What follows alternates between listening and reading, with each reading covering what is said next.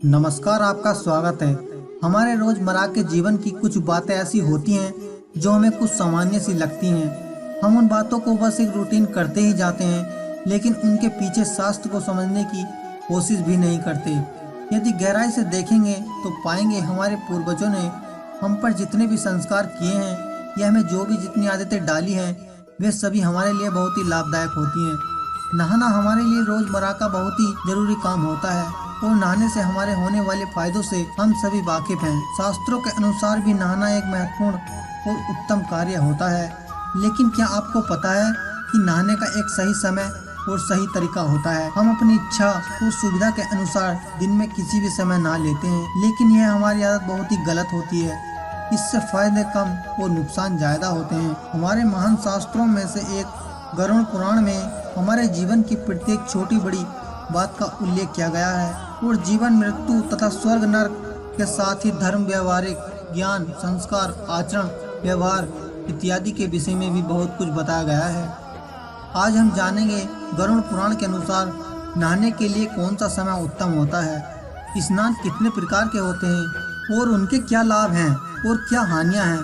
सबसे पहले हम जानेंगे स्नान कितने प्रकार का है। स्नान के अनुसार ब्रह्म स्नान, देव स्नान, ऋषि स्नान, मानव स्नान और दानव स्नान यह स्नान के मुख्य प्रकार होते हैं। इन्हें समय के अनुसार वर्गीकृत किया गया है।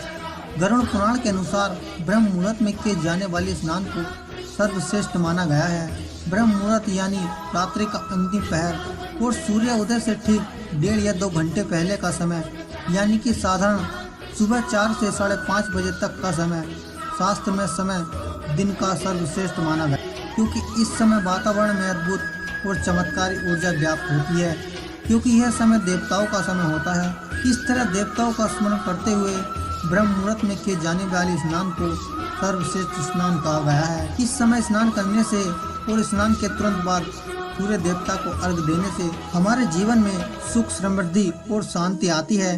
दिन भर हमारा तन और मन सकारात्मक ऊर्जा से भरपूर रहता है। दूसरा स्नान है देव स्नान। सुबह 5 से 6 के बीच किया जाने वाले स्नान देव स्नान कहलाता है। सभी पवित्र नदियों का स्मरण करते हुए किए जाने वाले स्नान को भी सर्वश्रेष्ठ स्नान माना गया है। इस समय स्नान करने से हमारे शरीर में सकारात्मक ऊर्जा का संचार होता है और सभी प्रकार की नकारात्मकता, बुराई हमारे जीवन से बाहर निकल जाती है। इस तरह देव स्नान करने से तन के साथ साथ हमारा मन भी शुद्ध होता है। तीसरी बात, सुबह सुबह जब आकाश में जब तारे नजर आते हैं उस समय किए जाने वाले स्नान को ऋषि स्नान कहते हैं। यह भी श्रेष्ठ स्नान माना जाता है। इस समय स्नान करने से हमें मानसिक शांति मिलती है। चौथा स्नान 6 से 8 बजे के बीच में किया गया स्नान मानव स्नान कहलाता है। यह स्नान सूर्य उदय के समय या ठीक सूर्य उदय के बाद में किया जाता है। इस समय स्नान करना भी अच्छा माना गया है। शरीर में दिन भर सकारात्मक ऊर्जा व्याप्त रहती है जो हमें किसी भी कार्य को करने के लिए उत्साहित करती है।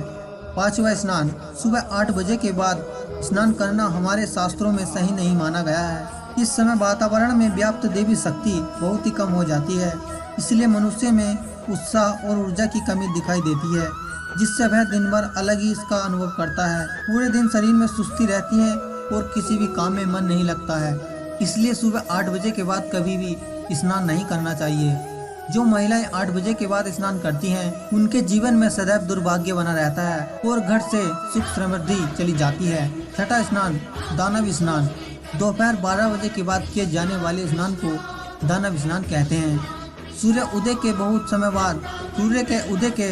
बहुत समय बाद तक भी जो लोग स्नान नहीं करते हैं, उनके मन में दिन भर कमजोरी और चिड़चिड़ापन बना रहता है, जिससे इनके काम में मुश्किलें आ सकती हैं। इसलिए गरुड़ पुराण में हमें प्रतिदिन ब्रह्म स्नान, देव स्नान, ऋषि स्नान या मनुष्य स्नान करने की सलाह दी गई है।